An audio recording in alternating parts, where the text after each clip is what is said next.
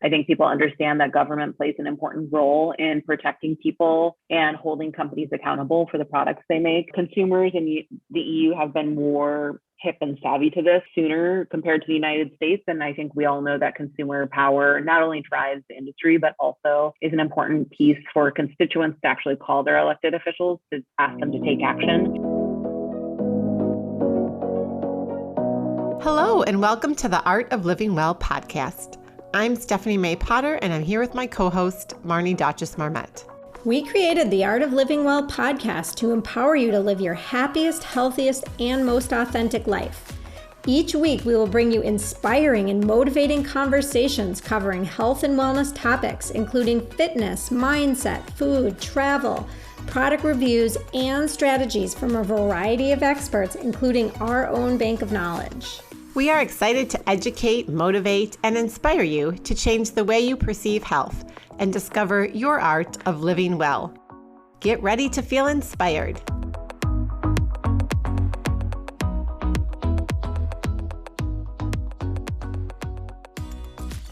Hello, and welcome to episode 85 of the Art of Living Well podcast. Before we dive into today's episode, we have a couple of brief announcements. The first is that we are co-hosting a yoga and clean crafted wine event that will happen the day after this episode drops, and there are still a couple of spots left.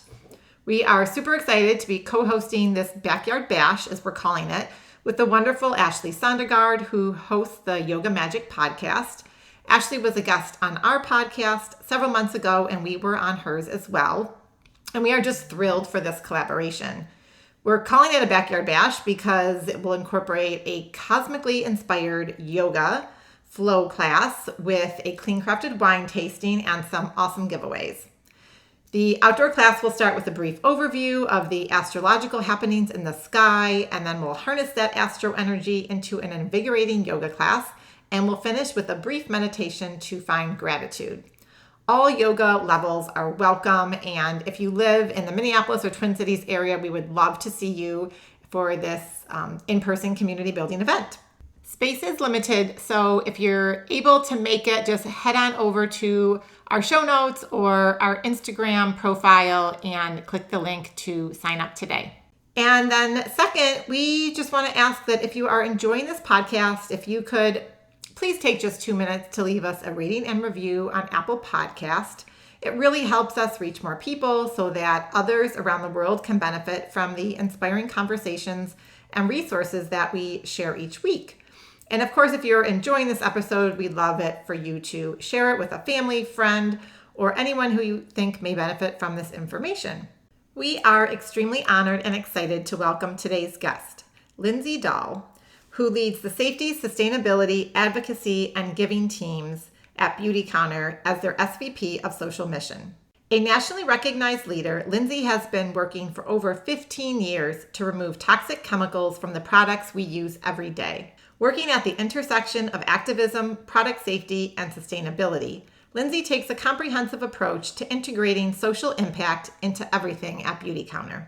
Prior to joining Beautycounter's team, Lindsay spearheaded the passage of more than a dozen healthcare protective laws at the state and federal levels, including the nation's first ban on the toxic chemical BPA from baby bottles and other landmark laws on chemicals like flame retardant, mercury, and phthalates. In addition, Lindsay created a nationally acclaimed program, Mind the Store, to encourage top retailers to remove toxic chemicals from their products. This initiative led to comprehensive health protective policy from Fortune 500 companies such as Target, Wal-Mart, CVS, the Home Depot, and Best Buy. In addition to working for Beautycounter, Lindsay is an activist and writer who isn't satisfied with the status quo. She enjoys spending time writing on topics that are near and dear to her heart, including environmental wins, science-based consumer safety guides, safer beauty products, hot yoga tips, how to find safer products for your home, clean living, and stories about people being agents of change. This conversation is packed with so much insight around all things clean beauty and personal care products, as well as Beautycounter's substantial role in the clean beauty movement. You'll learn about the evolution of the government's role with the ingredients that companies use in their products and the differences between regulation in the United States versus other countries like Europe and Canada, and Beautycounter's very high level of standards in all of their products. You'll also learn how transparent Beautycounter is about the ingredients they use and why. Lindsay is extremely knowledgeable and shares the science-backed research that may surprise you about certain ingredients that are in everyday products you may be putting on your skin. Lindsay shares Beautycounter's mission to educate the everyday consumer about how they can find safer products, in addition to advocating for safer laws to protect everyone from harmful chemicals.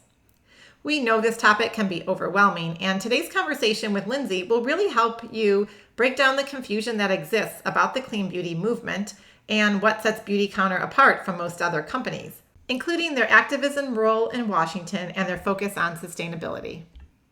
Lindsay also shares her top tips on how you can begin to make small changes to clean up the products that you and your family use every day, as well as some of the tools and resources that you can access to start making changes right now.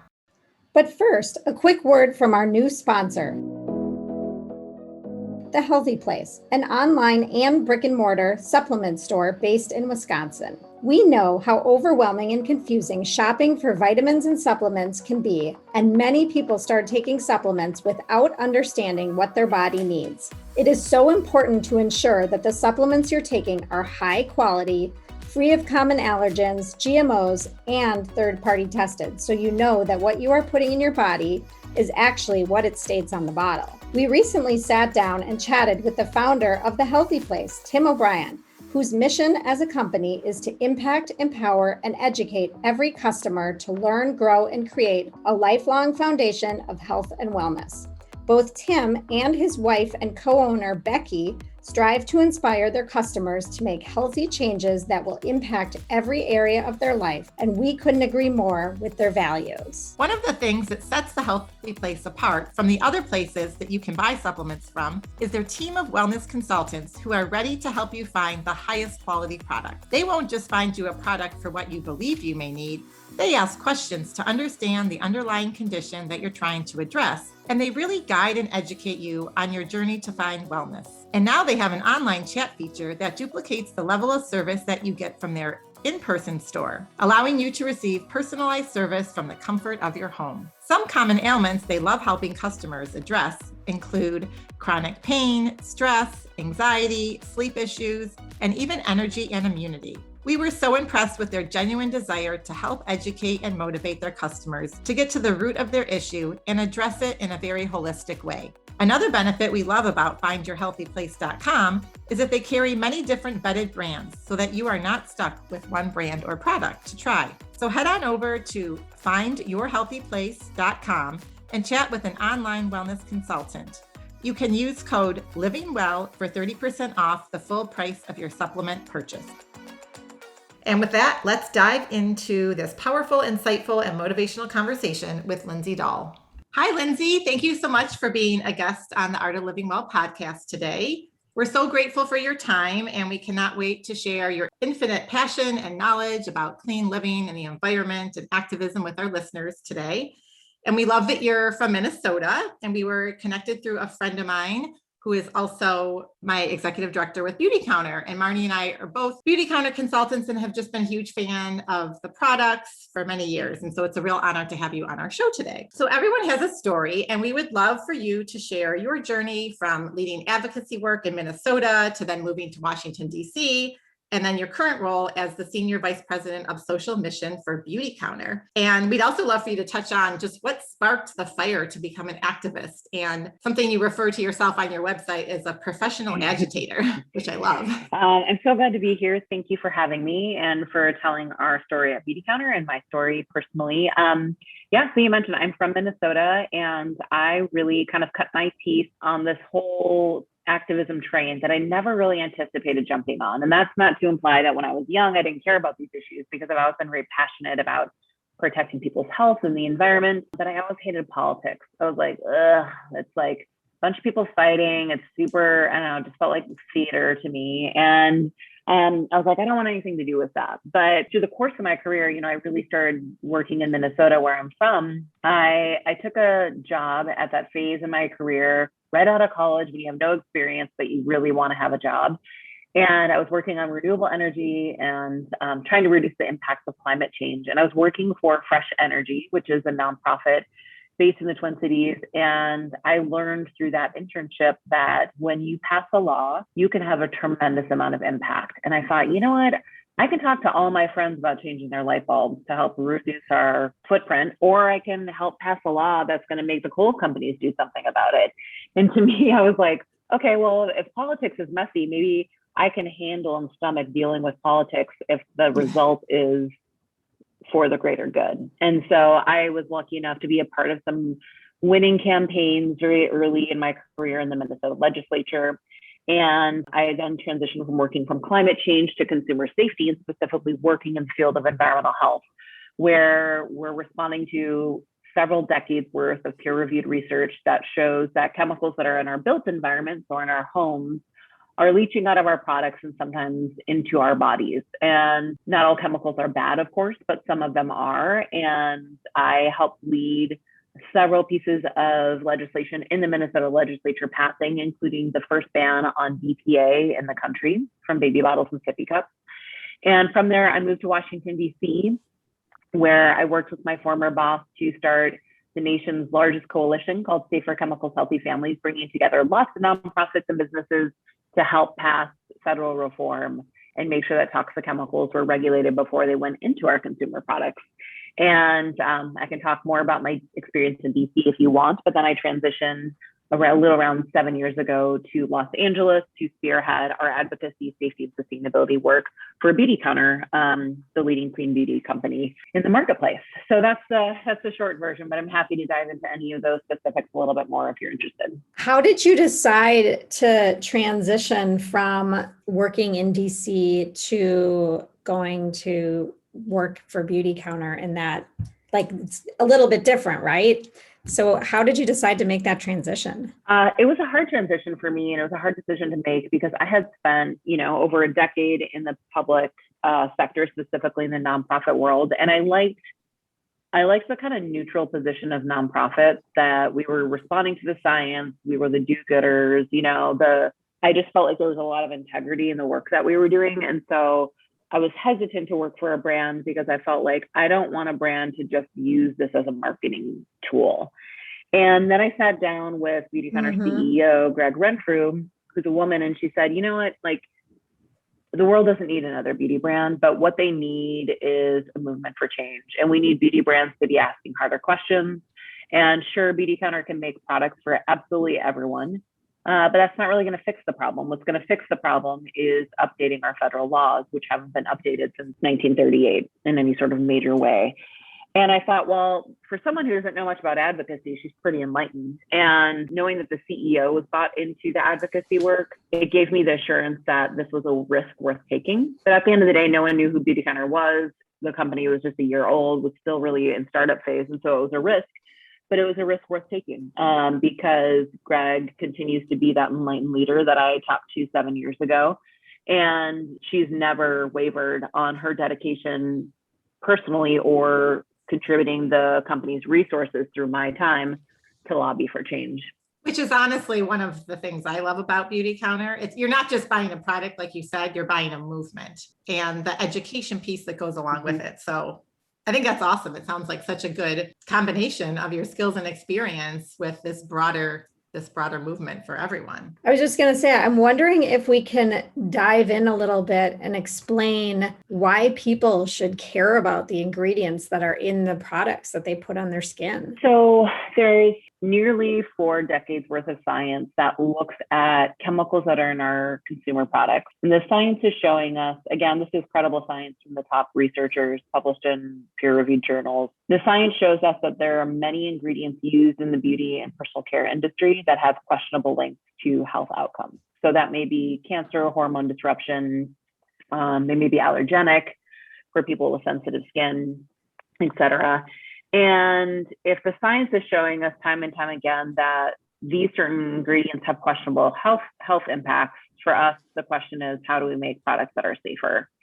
And, I mentioned before, but the last time Congress passed a major law overseeing the beauty and personal care industry was in 1938. And so what that effectively means is that this isn't the FDA's fault, but the FDA has no power to be able to, for example, recall a product on the market that has known health outcomes, which has happened when there was high levels of formaldehyde in a hair straightening treatment. The FDA couldn't do anything about it. There have been shampoos that have been treatment shampoos that have contributed to thousands of people losing their hair and going bald permanently. The FDA has been petitioned, they couldn't do anything about it. And likewise, the FDA can't say this ingredient's safe or this ingredient is unsafe, as other federal agencies can. And the reason they can't do any of those things is because Congress hasn't passed a law saying they have the ability to do so. So at the end of the day, we've got two problems. We've got an emerging field of research that's saying companies need to choose safer ingredients. Many companies are not. And we've got a problem that has to do with our regulatory system, which there's this huge oversight and loophole in our beauty and personal care laws. And both of them need to be fixed. So companies need to do the right thing and Congress needs to act. So I know, we're going to dive into all that with respect to what Beautycounter is doing too. Can you get into some of the specific ingredients? I mean, Marnie and I are pretty well versed on a lot of this, but we know a lot of people out there, are not, right? And so they don't necessarily understand high level. They may, yes, some of them could be carcinogenic, but oh yeah, that's just, we're just putting it on our skin. Why does that matter? Maybe even talk about some of the ingredients specifically that are in the products that especially women use on a daily basis and how they're hormone disruptors, or just maybe breaking that down a little bit further for people. So there a few examples of some of these ingredients include either formaldehyde or formaldehyde releasing preservatives. So what that means is that formaldehyde won't appear on the ingredient list, but they're designed in the product to create formaldehyde, which then kills microbial growth. We need to preserve products. I'm not saying that people should look for preservative-free products because we don't want to have mold, yeast, or bacteria in our products. However, I think it's all safe to say that we shouldn't use a known human carcinogen in the personal care products we put on our bodies every single day. Another example would be the class of ingredients called phthalates. So there are lots of different phthalates, but they are used to bind perfume to your clothing or skin. They're even used in pesticide application, which is outside of beauty and personal care.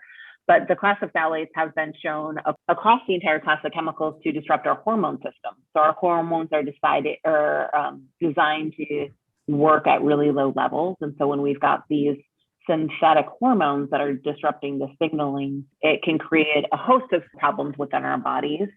And then you've got other ingredients that aren't going to appear on the ingredient list, and those would be heavy metals and color cosmetics.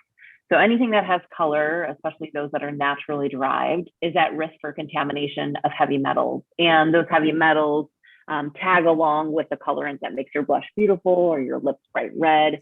And so that's also of concern. And a lot of companies aren't looking for heavy metals. Beautycounter screens every batch of color cosmetics before they come to the market, knowing that it's impossible to be heavy metal free, but we want to do the due diligence to make sure we're controlling those contaminants as much as we possibly can. Well, and I also think it's so confusing because, like, if you're looking at beauty products, you see organic, you see natural, but then when you actually look at the ingredients on some products, they may still contain, the phthalates or some of these ingredients I think that you're talking about. And what recommendation would you have for consumers to feel good about, being educated to, be able to pick the products that they want? I mean, it's really challenging right now. The burden is on the consumer, which is part of the reason we need our government leaders to act. So it's not on us to try to navigate this really complex marketplace. But I think there's a couple things. So you're right. The term organic, green, clean, non-toxic, none of those terms are regulated. And so it's up to companies to define what that means to them. The thing I'm really proud of the work that we've done at Beautycounter is we have clearly identified what clean means to us in a very comprehensive way on our website. It's called our Blueprint for Clean. It's 12 different areas of how we define clean. It's everything from how we test our ingredients, how we screen them, responsible sourcing practices, packaging, preservatives, et cetera. But most companies aren't doing that. So I think there's a tool out there called Environmental Working Group Skin Deep Database. It's not a perfect tool, but it's definitely an initial tool that consumers can start to get a sense of where a product ranks or if there are questionable ingredients in that product. And the other thing is, I think it's just important for us to continue to ask hard questions of companies. If Beautycounter is not the right brand for you, we also have lots of friends in the clean beauty space that are part of our Counteract coalition. So on our website, we also feature other clean beauty brands that we care about and think are doing good work. Which I love. It just gets to the heart of the company and what your mission is. Yeah, I know I think you mentioned the Never List, which I think is a big one for Beautycounter, but can you talk about the differences between some of the regulations in Europe and how they differ from the US, and then drawing in the Never List? So the Never List is a list of over 1,800 ingredients that Beautycounter has banned from our product formulations. And we have pulled that list together by looking at all the international laws out there, pulling all those lists together. And then we've added more ingredients that we've screened ourselves that have questionable health impacts that we've added to the Never List. So in the United States, the original law that was passed in 1938 that I mentioned only banned 11 ingredients. Over the years, the FDA has restricted some ingredients in maybe soaps or hand sanitizers, for example. And so the list is up to about 30 of banned or restricted ingredients in the United States. And in the European Union, it's over 1,400. And so you can see that there's a big difference between which kind of the proactive approach that the European Union has taken. You know, I've always said that the EU framework is not perfect. So when we're advocating for change in Washington, D.C., we're actually not saying, let's just do what the European Union is doing.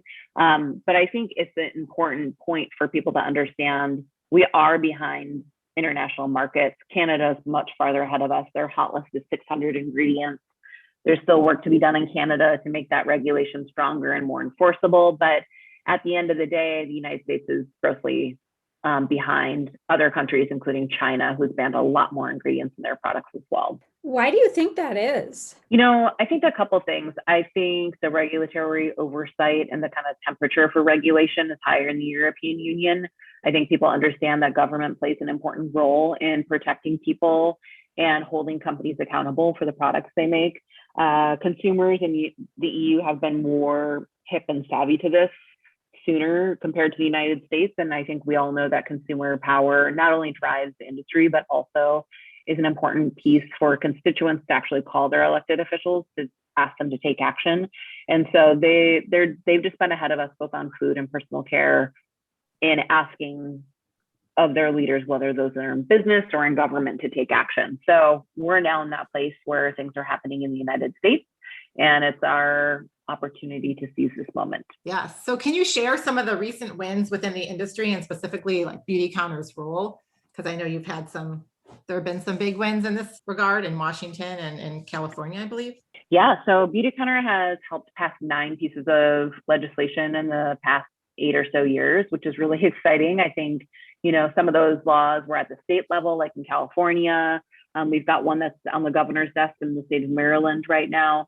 And the laws that we've helped pass range from banning certain ingredients from sunscreens, like we did in Hawaii to help protect the coral reefs, or create more transparency around ingredients for salon professionals who are using professional salon products that prior to that law being passed really had zero insight into the toxic ingredients they were personally exposed to every day. So they go to their doctor and say, I'm really sick. I work in a salon. And they'd say, oh, well, what have you been exposed to? And they would say, I can't tell you because I don't know. So things around consumer and worker transparency. And we've also helped pass federal pieces of legislation in the United States, including last year, we helped pass the Sustainable Chemistry Research and Development Act, which is going to help bring safer alternatives to some of those toxic ingredients to market faster. So what we're really working on, though, is updating that 1938 legislation that would allow the FDA to be able to recall harmful products and also be able to say which ingredients are safe and which ones are not. That's amazing. You know, I know that Beautycounter is doing wonderful work in this area, but I wish more of the world knew that, because I think it's fantastic and we should all care about this work. It's so important. Well, it's also voting with your dollar too. Like we make choices every day. And as consumers, we're the ones that are going to drive this change ultimately. Just no different than the food choices that we make as well. And that, has been slow, but making progress. And so I think this is just sort of the next phase, right? After you focus on what you put in your body, you start to focus on what you put on your skin every single day. Yeah, that's absolutely right. And you guys are helping by getting the word out there by sharing these stories on your podcast, which I'm excited about. Yeah. And I know you wrote this fantastic blog recently about how we can responsibly talk about toxic chemicals. And we just thought, Marty and I thought it was super informative, but it was also very easy because sometimes you start talking and you lose people, right? If this is not something that they're necessarily passionate about at this point. Can you share some of those highlights of the post? Because we just thought it was like, I think sometimes you start talking chemicals and banning and this is bad and that's good. And I think you can lose people kind of quickly. It's funny, in the beginning of that post, I said, talking about toxic chemicals isn't something that makes you popular at a party, which is true because it's a bit of a heavy subject. Yes. But, I think there's a way, the science is really nuanced. And I think it's important for everyday people that are not trained scientists, including myself, to be good stewards of that science, because what happens is if you get into a place of fear mongering, you both turn people off, but it also does a disservice and discredits the entire body of science. And so, yeah, I think there's a few examples. Like, I think it's really important for people to say things like, this ingredient is linked to cancer. It's not going to cause cancer. So I would never say, your shampoo is going to give you cancer. But what I would say is there are ingredients commonly used in shampoo that have been shown time and time again in peer-reviewed research to be linked to cancer. If we have an opportunity to make shampoo without that ingredient, shouldn't we? I think the answer is yes. So it takes more time to say that, but I would rather take the time and be a responsible steward of the science.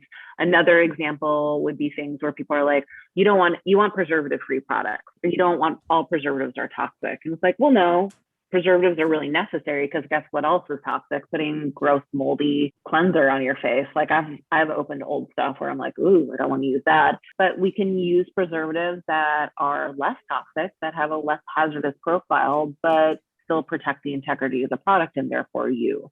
So I just think it requires more explaining, and it requires a kind of gut check for all of us to be mindful about how we speak about this issue. I think people that are really passionate about it, there's so much good press on this topic.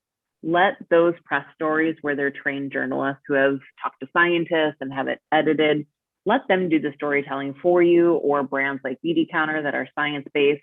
We have a lot of good content. Share that versus trying to be the person that knows and owns all of this information, because I think it just lends more credibility, and it's going to make sure that you can still get people involved and excited about this without having to be fearful or unsure every time you post on social media. Well, and I love that you say, this ingredient is linked to, because I do hear a lot of people saying, oh, that's going to cause cancer. And it's like, really? Is that really going to cause you cancer? Do you know that? I think it makes a lot more sense the way that you're presenting it. And it seems a lot more, I guess, believable as well. Yeah. Well, and also I think, a scientist explained to me how cancer is like, imagine a pie, and there's all these slices of the pie. And one slice is your genetics, and another slice of that pie is where you live and the air you breathe. Another slice of that is what your exposures may or may not be through the products in your home. And all of those things, diet, nutrition, stress, are contributing factors to something like cancer. The idea is not to say you can be cancer-free if you do X, Y, and Z, but rather, if we have the opportunity to control one thing, which we can control, I can't control the air I breathe outside, but I can control what products I put on my body. And I just think that's reflective of the science, and it's a more responsible way to talk about why personal exposures are important. There's something we can do, but we can't try to tackle the whole pie. Absolutely. It's like, just take the little nibbles that you can, right? So what is Beautycounter and other companies that you've partnered with doing in the industry to ensure the transparency of the ingredients in the products? So Beautycounter, since we launched in 2013, has fully disclosed all ingredients used in our products. That sounds like that would be industry standard. It is not. That's particularly true with fragrances. So there's what's called the fragrance loophole, where the ingredients used in fragrances are allowed to be kept trade secret. So that's why if you're familiar with looking at ingredient lists, you may see the word fragrance or parfum. Unfortunately, a lot of allergens and hormone disrupting chemicals like phthalates are found commonly in fragrance blends. So we've been really dedicated to say, we're going to tell you all of the ingredients in our fragrances and list them on our website for all to see. And I think, that's catching on in the industry, which is great. We need more transparency. We need companies that are willing to go that extra mile and perhaps most importantly, work with our fragrance suppliers to get them to be more transparent, because I think that's where a lot of the pushback comes from. So I see a tremendous amount of momentum in this space, and the more consumers demand transparency, the more it's happening. I was just going to say, and what about sustainability and sourcing? I'd love to hear more about that also. Yeah, so clean to Beautycounter is not just banning ingredients. It's so much more than that, because that just tells you what's out of a product. What we want to know is what's in it, why it's safe, and why it's been responsibly sourced. So there are a lot of very safe ingredients that are used by conventional and clean beauty brands alike. A great example of that is mica. You basically can't create color cosmetics without using mica. It not only is the base of a lot of powders, but it gives the shimmer as well for a lot of lip glosses and eyeshadows. And unfortunately, fortunately, it's a super safe ingredient. Unfortunately, it has unsafe work conditions for the people who are mining mica, predominantly in India, although it is sourced around the world. And upon learning about this, Beautycounter did a pretty thorough assessment of the marketplace, and it really felt like no one was tackling the issues of child labor in the mica supply chain in a meaningful way.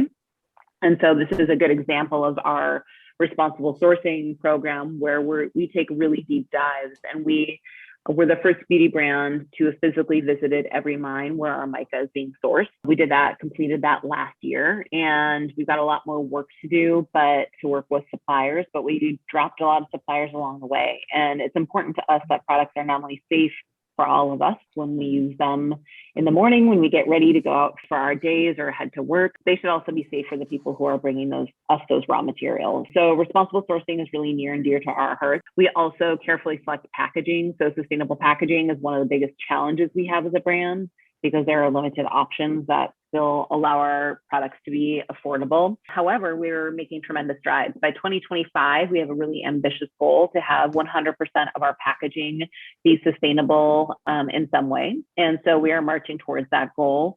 And that means we're introducing more refillable components into our line. We've got a refillable deodorant, which is amazing. If you haven't tried it, it actually works. We've got a shift away from certain plastics to more glass, which is more widely recycled, introducing post-consumer recycled plastics, et cetera. So kind of all those things in one package is really what makes Beautycounter special, and it helps define what we mean by clean. You just uncovered so much. I want to go back to that mica, because we'll link up to the show notes. There's a 7-minute, maybe 5-7-minute documentary that you guys put together. If you don't appreciate what Lindsay just said, with some of the child labor issues with the sourcing of mica, watching this video will just really, it's an eye opener, right? I had no idea.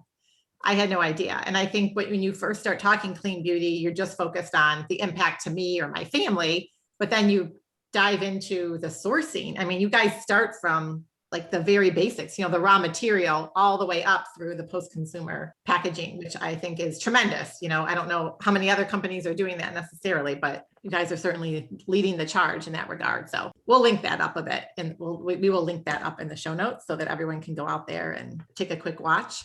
Oh, and I think just all the innovation with recycling of the bottles and the packaging, but the deodorant is amazing. I mean, I haven't seen another company do a refillable deodorant before, if you think about how much, waste that is, right? So I think that's just amazing. And I love the deodorant. I have the deodorant. I bought it for both my daughters, and it really is the first clean, or however you want to call it, deodorant that I really like. Because I've tried a gazillion of them, and it smells good. It works. What's your favorite scent? I think I have coconut. It reminds me of a vacation. Yeah, coconut's my favorite. I think they're so good. Yeah. All of them are really good. Yes. Yeah. I was thrilled when that deodorant came out. It was a long time coming, but I was very excited too. And I've had so many people tell me I can't use natural deodorants, and then they use the Beautycounter one and they love it. So kudos to you guys. So I know that the, demand for cleaner beauty is on the rise right now, and there are lots of brands and products out there claiming to be clean and natural. And I know we kind of mentioned that earlier on in the show, but how are you defining clean? And how does Beautycounter define clean and stand out from some of these other brands that are claiming to be clean, but maybe they're not? I think so. To start, Beautycounter has always felt like clean to us is more than just banning ingredients. So the never list is important, but it's really just the first step of our product development process. And clean to us is about how we screen those ingredients for safety before they end up in our products. And we do so. We've got 8 scientists on staff. We have them screen ingredients for safety, including 23 different health and environmental endpoints using all the best literature. And then we test products where we need to. Like I mentioned, all of our color products, every single batch of every color product is tested for a suite of heavy metals before going to the marketplace. And so for clean to us is really a safety program that is best in class. And I do believe we have the best in class safety program on the market. As we just talked about, responsible sourcing and sustainable packaging are also very critical to our definition of clean. And I think what I want to say is that there are a lot of clean brands out there that are actually clean, and that's good because we want the future of the beauty industry to be where everything is clean. So we're not threatened by that. We've got lots of friends. There's plenty of space for all of our companies to thrive. Yes, there are people that are greenwashing, but let Environmental Working Group's website help you decide if they're greenwashing or not. And I want everyone to support as many clean beauty brands as they possibly can. The thing that I think really sets Beautycounter apart from even our clean competitors is our advocacy work. We have been dedicated to nonpartisan advocacy since we started. We are the leading company on Capitol Hill, conventional and otherwise, every single day asking for leadership. Our CEO has testified before the House of Representatives, and we've mobilized both our clients and our network of 65,000 independent consultants to be agents of change. And, we've even started a coalition called the Counteract Coalition of our clean beauty friends to help them have more of a voice in Washington, knowing that they don't have the resources to invest in the infrastructure that we have here at Beautycounter through our staff. But I think our advocacy work is fixing the actual root of the problem. It gets to the accessibility of clean beauty, which right now, not all clean beauty is accessible to everyone, either because they don't know about us, they can't afford our products, et cetera. And we're really putting our money where our mouth is when it comes to our advocacy work, because we do want, whether you're buying a drugstore brand or a premium beauty product, we think they all should be safe. So I think that's both what we mean by clean, but also what is different about our brand. But again, I hope one day that I can say, oh my gosh, every brand is super active advocating for our health on Capitol Hill. So the things that make us different and unique right now, I hope people copy us, is what I'm trying to say. And that's amazing. I mean, truly, it's wonderful what everybody at Beautycounter is doing. I mean, the work is so incredibly important. It's important. And I love what you say. You have more of a collaborative approach, because you realize that you can do more, and you can have more wins if you come together versus, trying to be competitive. And Lindsay, I'm sure you know the numbers, but the beauty industry is a huge, right, multi-billion, whatever it is, dollar industry, and you're one piece of it and growing. And the clean beauty part within that is growing, but it's still probably a very small slice of the overall puzzle, right? Or the overall pie. Yeah. So it's an $85 billion industry here in the United States. Clean beauty is outpacing conventional brands by 2 to 3x. We saw significant growth last year in a year of COVID, where most traditional beauty brands saw negative numbers. So we're really grateful that the market is rewarding us for the work that we're doing. But there's still a very long way to go to make clean beauty a reality for everyone. So thinking about, everyone, and we always love to leave our listeners with just some practical tips or strategies that they can implement. And maybe that's someone who's already aware of clean beauty and using a few products, or maybe that's someone who this is the first time they're hearing about it, right? What's something that someone can do, this week, today, to start to pay attention or remove toxins one by one from the products that they're using? The first thing people can do is to ditch their perfume or cologne, which I know a lot of people are very attached to those. It's a very intimate relationship, but it's actually interesting because perfume is so much less popular than it was even 10 years ago. So I do feel like people are moving away from it as a category in general, but generally speaking, there's very few clean perfume brands. And even those I'm not super thrilled about because people around you can still be impacted and get headaches and stuff from those fragrances. So that's the first thing. The second would be focus on products that stay in your body all day. So if you love your shampoo and you go to Skin Deep database and it has a bunch of toxic ingredients, you can still use your shampoo for now, but focus on your lotion and your makeup and like the things that are staying on your body. I think the science shows us that's where you should really kind of focus your energy and resources. And then also be willing to try out new brands because I would like to challenge someone's assumption that, if something is a clean version, it's not going to work as well. That's not true anymore. That for sure was the case 15 years ago, but Beautycounter's got great shampoo. It suds really well. We've got incredible and anti-aging line that's super effective and has clinical results. So I would just kind of encourage people to come to that journey with an open mind and start small. It took me years to transition my home. I still have plastic in my house. It's safer plastic, but just don't get overwhelmed. Yes. And also don't become a crazy person because you can't control every exposure, and that's okay. Someone was talking to me about pegs the other day, and I used the example. I was like, I used a drug the other day, a pharmaceutical drug that had pegs in it, and that's okay because the big concern with pegs is 1,4-dioxane contamination.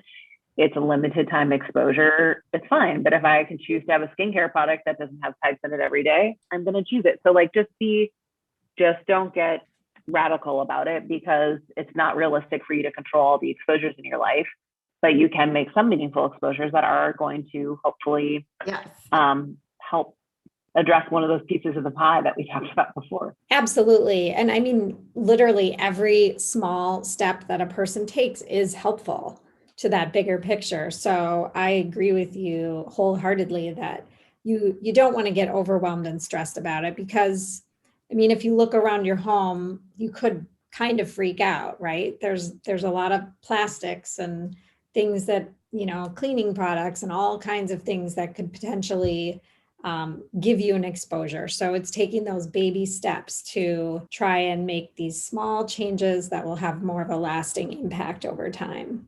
Yeah. And one thing, just thinking about when the timing of this airs seasonally, sunscreen, and that's been a big, hot topic for many years, but can you maybe just explain to someone? And I think too, just understanding when you put something on your skin, how that enters your body and the impact, since we were saying that was maybe one of the first things you should do in this journey and the ingredients to watch out for? Yeah. So some ingredients in personal care products enter our bloodstream and some do not. So it's kind of important to know that there's some that are actually designed to sit on top of your skin that are used in makeup. But something like sunscreen is really important to use mineral sunscreens, for example, which sit on top of the skin to help block the sun's rays. So I always say that there are two ingredients that are chemical sunscreen ingredients to really avoid. They're kind of a mouthful, but oxybenzone and octinoxate, which are the two that were banned by the state of Hawaii. There are some safer chemical sunscreens out there, but Beautycounter chooses to formulate minerals with minerals only. And we use non-nano zinc oxide. So it still meets all the SPF tests, helps protect your skin, also protects the coral reefs, but it's different than a chemical sunscreen that is absorbed by your body. Okay. That was a great definition. And I love when you do travel somewhere where they make you put on certain sunscreen, if you wonder, if we're focused on that for the coral reef, which I mean is amazing, we should be focused on that, then shouldn't we just be wearing that, safer sunscreen on our bodies all the time, not just when we're going to be exposing ourselves to these beautiful coral reefs? Yep. Exactly. So, Lindsay, if people want to dive deeper into these topics and learn more about Beautycounter products and maybe learn more about the things that you write about, where would you direct them? So check out beautycounter.com. We have a ton of really good resources on the Our Story page of our website. Our blog is also rich, full of information. I have my personal website, lindsaydahl.com, where I write about a bunch of these topics, including other product sectors outside of beauty, because I've been working on these issues for a while. So you can kind of dig through the archives there if you're interested. And like I mentioned, check out Environmental Working Group Skin Deep database. And that should be a good treasure trove of getting you started on a clean living journey. Yeah. And I actually saw on your blog, you had a discussion about mattresses and different price points too. And my husband had just said to me, I think we need a new mattress. And I've been wanting a new one for various reasons. And so I was like, yes, I'm going to dive in and do some research there. So definitely head on over to her blog and check it out. And we'll link all this up in the show notes. And I'll just say, I did a lot of research on mattresses too. And I have the avocado and I love it. I don't know what you think about the avocado mattress, Lindsay. Yeah, they're amazing. I love them. I've never loved my mattress and pillow more in my life. Okay. Yeah, it's the best pillow ever. Well, now I don't have to do the research. So thank you both. Yeah. You don't have to do the research. And the other thing I'd love for you to share and with our listeners is, I know you can text, right? Better Beauty to get your voice heard. Can you tell people about that? Because I think that's a great thing everyone can do in 30 seconds. Yeah, if you pull out your phone and to the number 52886, so just type 52886 into your cell phone. And then in the subject, the body of the text, all one word, Better Beauty. And what will happen is we'll send you a quick link that you can click on and you can fill out the form. Again, we'll take 1 second to fill it out, really. We'll send an email to Congress asking for better beauty laws. And it's a really effective and fast way for you to make sure that your voice is heard in helping fix the problem. Yeah, that's awesome. Thank you so much for this conversation today. It was so informative. And I know our listeners are going to take away a lot and have a lot of good ideas and ways that they can start to make some changes to their beauty and personal care products. But one final question that we love to ask all of our guests is, what does the art of living well mean to you? Well, the answer to this question might surprise you, but just bear with me for a second. So my whole thing is about playing the long game. And if you think about the art of living well, I think the thing that I channel every single day is a phrase, which I'm like, is it good enough? And it's a way for me to combat this concept of perfectionism, which I think is very toxic. So I'm always like, is this email good enough? It's fine. Hit send. Is this work product good enough? It's fine. Am I looking at the meal that I'm feeding my child? Like, there's a lot of carbs on there. Is it good enough? It's fine. Like, to me, that's my art of living well, because otherwise there's just too much pressure on all of us to be perfect in whatever that is supposed to mean anyway. And so for me, it's a way to keep my eye on the prize, to say, whether it's a piece of legislation passing or getting a formula to market, like, have we moved the needle enough? And is it time just to like get things going? And so that to me is just asking myself that question. Is it good enough? Is the art of living well? Yeah, I love that. And I love your like honesty about what you just shared and vulnerability, because I think this can be overwhelming, entering on a journey of making changes. And we see what's out there on social media and we get overwhelmed and then we become, at one end of the spectrum, too obsessive about all this. So I think that's great. I love what you just shared. And just the desire to combat perfectionism, which I agree with, can be, take a person on a downward spiral. So absolutely. That's wonderful. Well, thank you so much for sharing all your passion and all the good work that you're doing and Beautycounter is doing as a whole. And yeah, we look forward to seeing all the new innovative products that are coming out in the coming months and years. Yeah. Well, thanks so much for having me. Thanks for hosting this podcast and sharing the good work of Beautycounter and all the other guests that you have. And I hope you both have a wonderful day. You too. Thank you so much. You too. Bye, Lindsay. Thank you so much for listening to the Art of Living Well podcast. We are so grateful that you joined us today. If you enjoyed this episode, please share it with a friend or anyone else you think may benefit from this information. We'd love for you to subscribe to our podcast, leave us a review, and tag the Art of Living Well podcast on social media. If you want more inspiration in between episodes, you can find us on social media at theartofliving_well on Instagram and Facebook, where we will share snippets from our daily lives and our journey to living well.